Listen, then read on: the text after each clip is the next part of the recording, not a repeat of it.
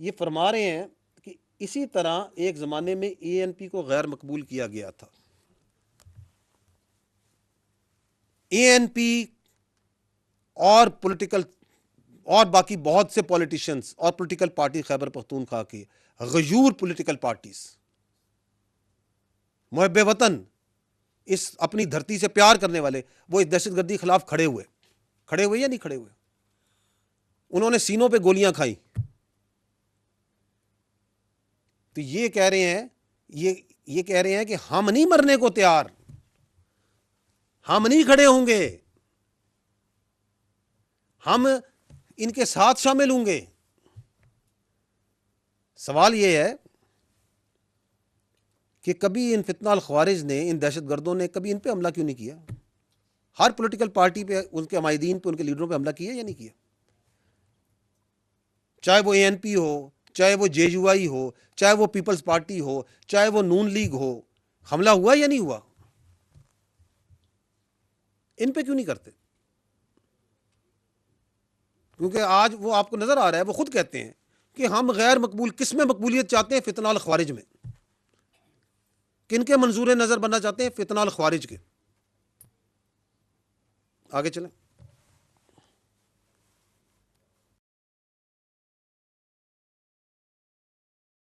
اچھا جی, رکیں, پیچھے جائیے گا. فرما رہے ہیں کہ ہمیں افغانستان مدد کرے. افغانستان سامنے کھل کے ننگا ہو گیا, جو افغان طالبان وہاں کی حکومت ہے, کہ وہ امن کرے گا پی کے میں اور پاکستان میں. یہ کون سی اپیزمنٹ کی پالیسی ہے جس میں آپ نے کابل سے بھیک مانگ رہے ہیں کہ کابل ہماری سیکیورٹی گارنٹی کر دو, جو پوری دنیا میں تمام دہشت آرگنائزیشنز کو لے کے جو وہاں پہ قابض گروپ بیٹھا ہوا ہے, اس سے کہہ رہے ہیں کہ آپ ہمیں سیکیورٹی پرووائڈ کریں گے. آگے چلیے گا. کہتے ہیں کہ اتنے دہشت گرد مارے گئے اور اتنے, کوئی دہشت گرد نہیں ہوتا. پھر کون ہوتا ہے یار دہشت گرد نہیں ہوتا؟ یہ کون ہے؟ ان سے پوچھ لیں کون ہے.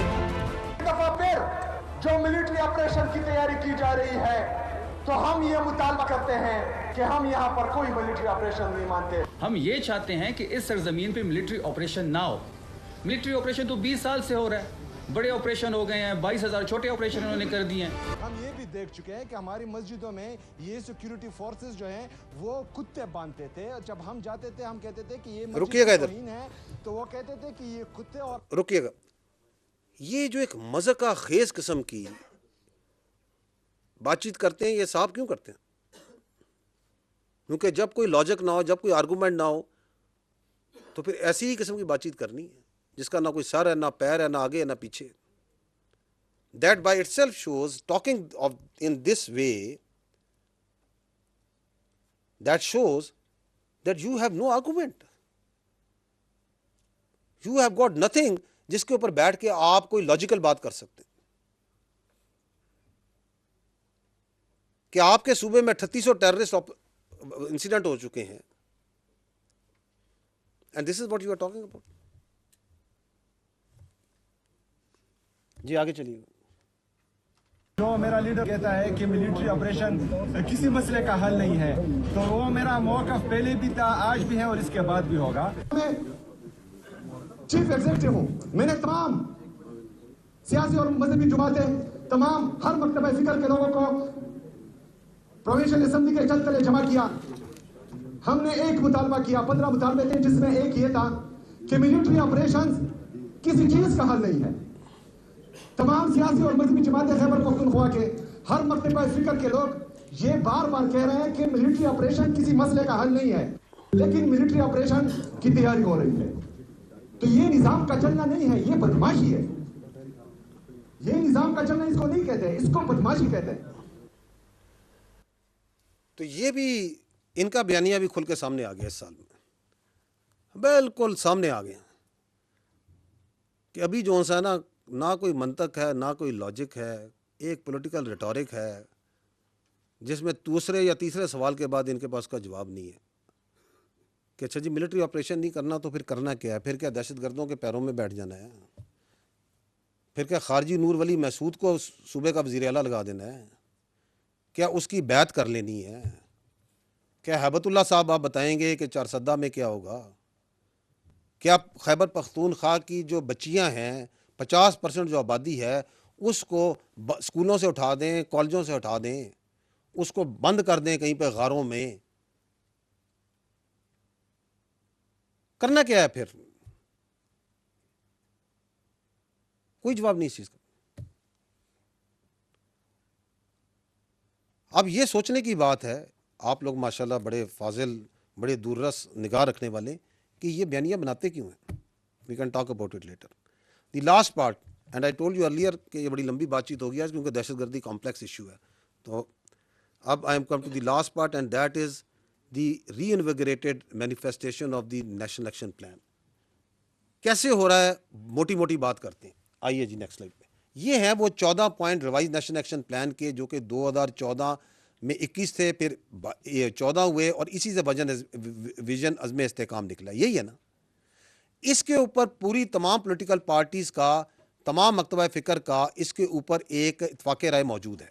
اس میں جو پہلا پوائنٹ ہے وچ از ریلیٹڈ ٹو کائنیٹکس، اس کے اوپر بات چیت میں کر چکا ہوں ڈیٹیل میں، کہ وہ جو لا انفورسمنٹ انٹیلیجنس ایجنسی فوج ایف سی کا جو کام ہے وہ ہو رہا ہے، اس کے ہم ڈیٹیل میں بات کر سکیں. یہ جو باقی کام ہے یہ فوج نے تو نہیں کرنے، یہ سوسائٹی نے کرنے ہیں، یہ پولیٹیکل پارٹیز نے کرنے ہیں، یہ صوبائی ضلعی حکومتوں نے کرنے ہیں، یہ فیڈرل گورنمنٹ نے کرنے ہیں.